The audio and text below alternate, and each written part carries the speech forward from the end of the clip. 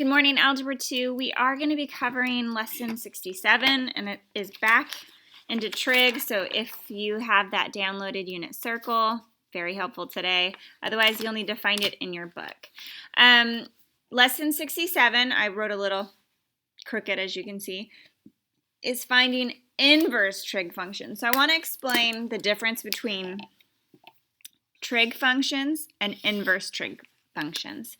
So our three basic trig functions, right, are sine, cosine, tangent, and they have, reciprocal functions, which is cosecant, secant, cotangent, but those are our three basic trig functions.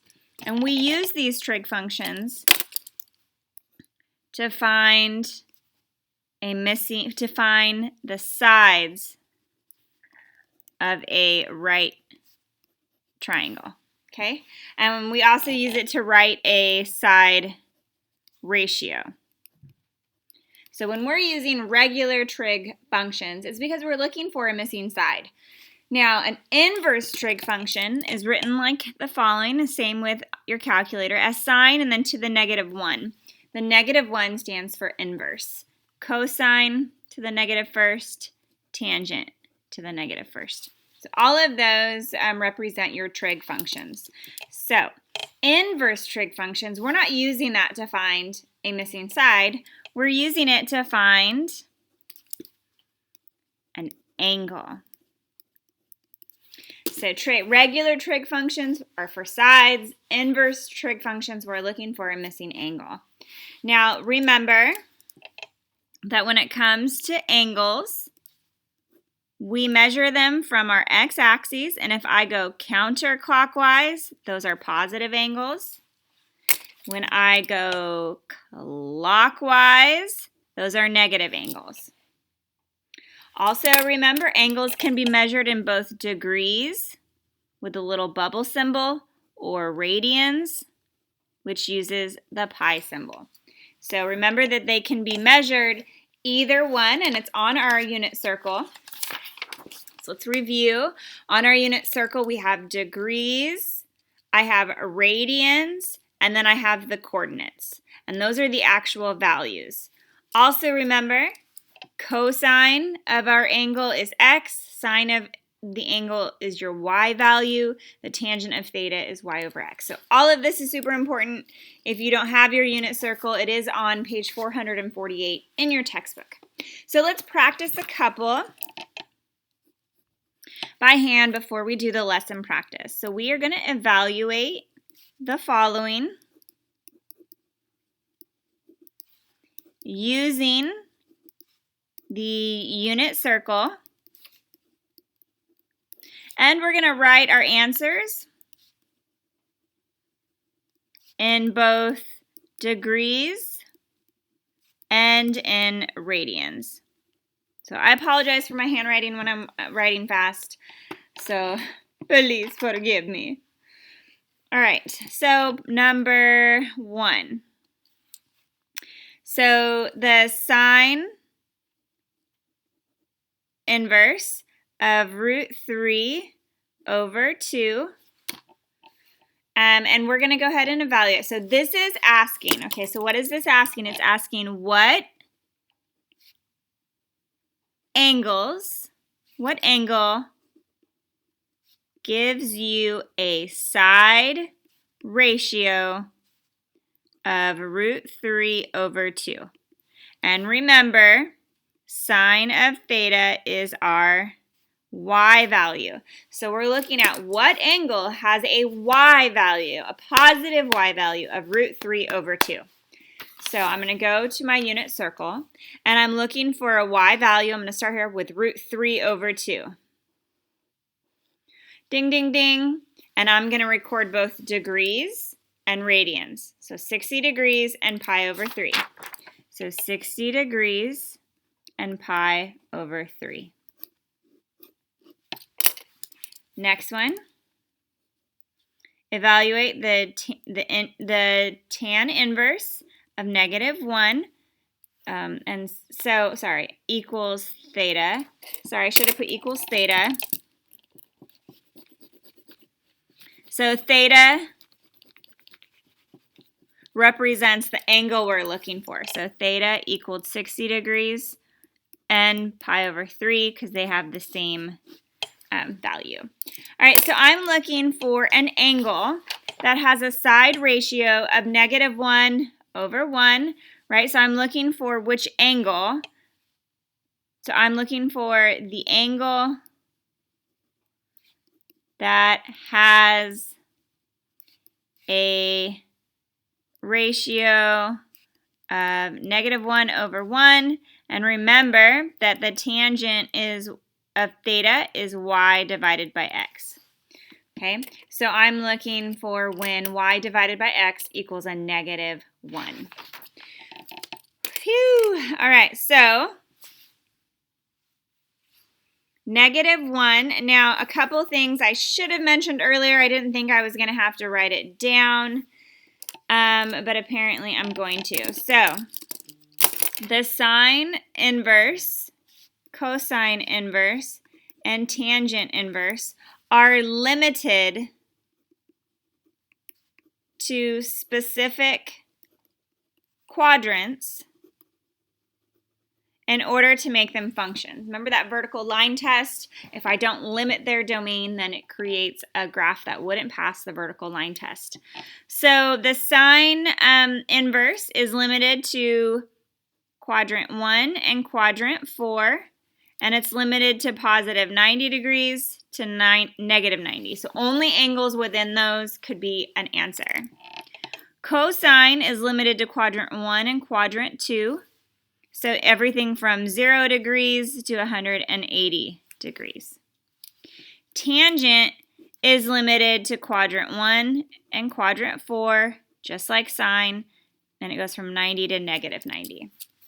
So sorry, this is kind of in the middle of my notes. So moving on with part 2, I am limited to quadrant 1 and quadrant 2. Now, if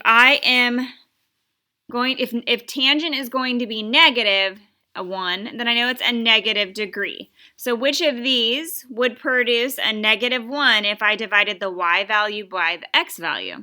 Well, it's only going to give me a -1 if it has the same numbers, right? 4 divided by 4 is 1, 5 divided by 5. So it has to be these. Now, I know this says 315, but we are limited from 90 to negative 90. So 360 minus 315 would give me 45 degrees. And because I'm in quadrant 4, it is a negative 45 degrees. And 45 degrees has the same radian value of pi over 4, but it's going to be negative pi over 4. Or you could do negative 45 over 180 and reduce, and that gives you the 1 over 4. So these are the two angles that would give me an inverse relationship of -1. I know that was kind of complicated. So one more, the cosine inverse of -√2 over 2. So we're going to evaluate this. We're looking for which angles would give us that relationship. Now remember, cosine of theta equals our y value. Okay? I also know that cosine is limited to quadrants 1 and quadrants 2. So I'm looking for which angles,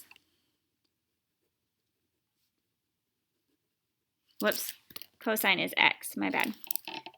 Which angles have an x value of -√2 over 2?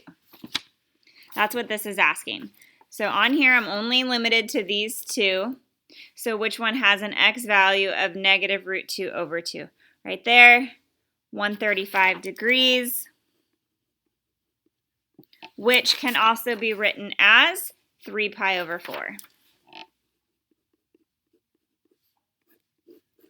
All right, so let's try the ones in our book. We're going to do A, B, and C. So part A asks us to evaluate when the cosine inverse is root 3 over 2. So I'm looking for the angles. Remember, it has to be in quadrant 1 and quadrant 2. And cosine of angle is my x value. So what x value has that side ratio in the first two quadrants? So what x value, right there, 30 degrees, pi over 6 has an x value of root 3 over 2. So 30 degrees, also pi over 6. Part B asks, when does the cosine inverse negative root 3 over 2? So going to this quadrant, there's an x value that's negative, so 150 and 5 pi over 6.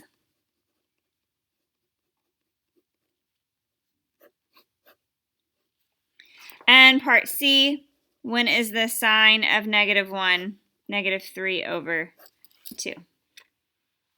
Well, this is not on our unit circle.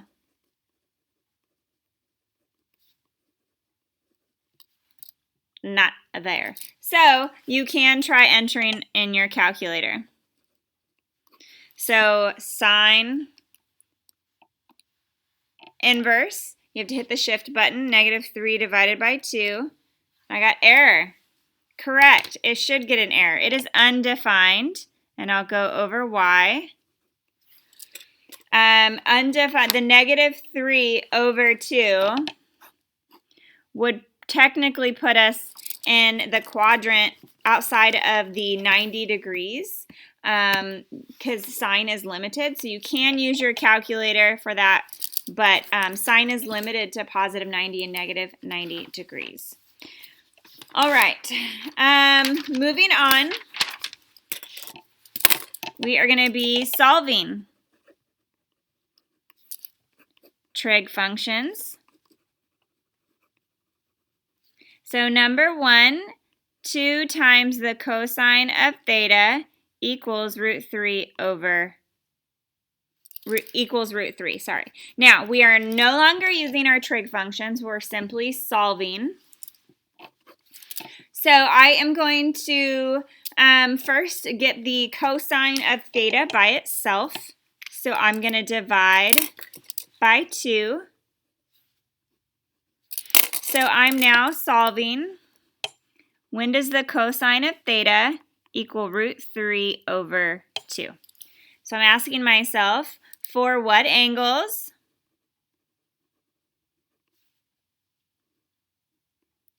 Or I should just write, for what angles does the cosine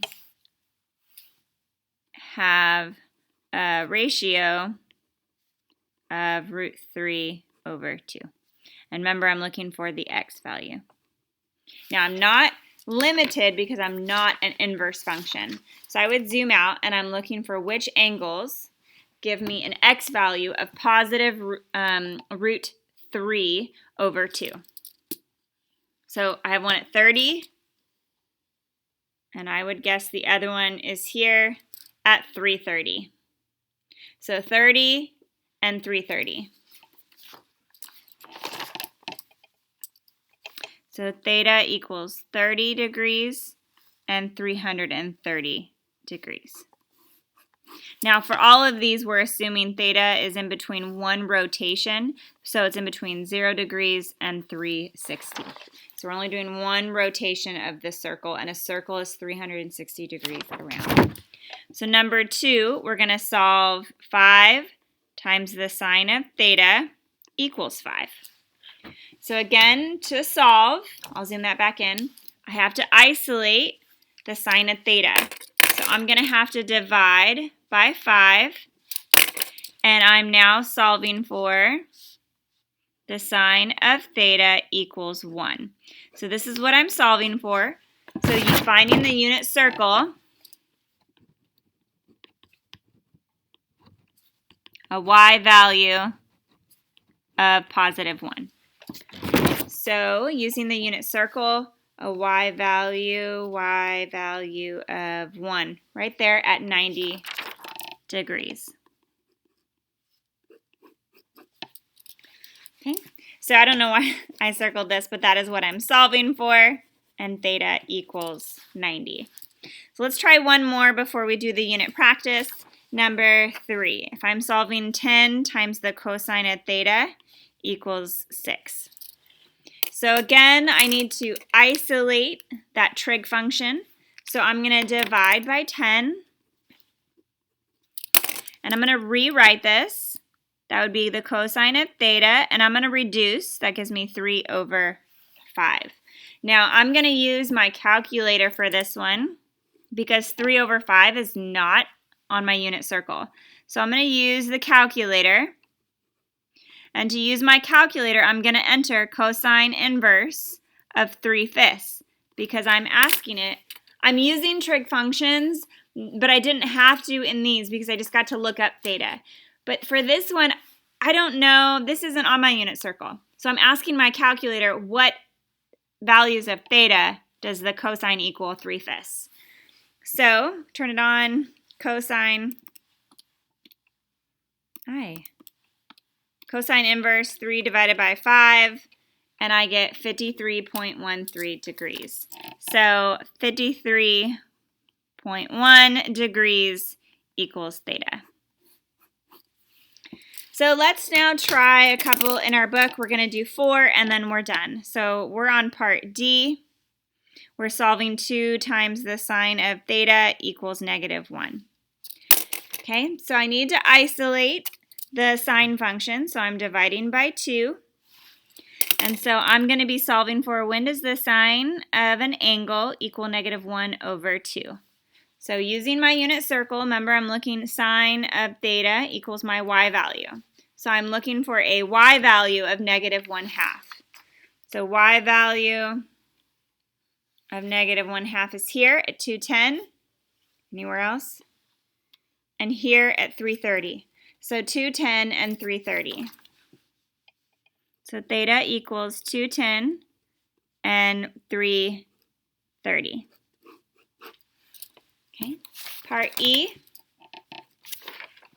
We're solving for negative cosine of theta equals -1. Now I know this looks like we could solve this, but I have to divide by that -1. So we're solving for when does the cosine of theta equal a +1. So I'm looking for an x value of +1 on my unit circle. So here's x value of +1 at 0. No, no, no. So my theta equals 0 degrees, and that's it. 360 degrees, because when I come 0 and 360 are both here. All right, moving on to F. 10 times the cosine of theta minus 5 equals 0. So first thing for this one, I'm not going to divide by 10 because I have a -5, and we do addition and subtraction first. So now I have 10 times the cosine of theta equals 5, and then I can divide by the 10. And so I'm solving for when does the cosine of theta equal 5 over 10, or 1/2. So I'm looking for a x value of +1/2. So here's an x value of +1/2, so 60 degrees.